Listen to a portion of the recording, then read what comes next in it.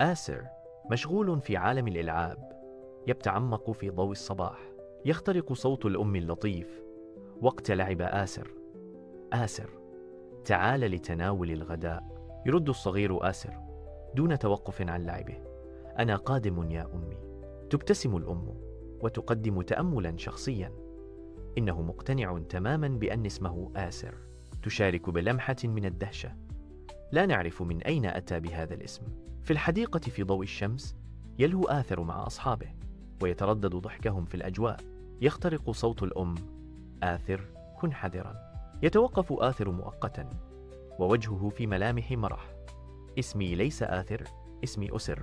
يشارك صديق مؤكدا: لا، اسمك آثر. هذا ما تقوله أمي وأبي دائما. آثر هو اسمك الصح، وهو أحلي بكثير، وله معني جميل. في ضوء خافت لمصباح السرير تجلس أم آثر بجانبه.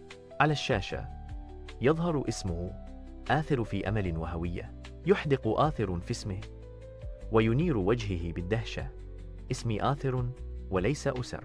آثر بدأ يحس بالفرحة، وقال لنفسه: آثر، الاسم ده حلو والناس بتحبني بيه. آثر قال: أنا آثر وده اسمي الصح. تشارك والدته حقيقة مؤثرة: آثر، هل تعرف ما معنى اسمك؟ إنه يعني التأثير الجميل الذي تتركه في حياة كل من حولك. يكرر آثر بثقة جديدة: إذن اسمي آثر وهو اسم جميل. آثر مبسوط: أنا آثر وبحب اسمي وده اسمي الصح.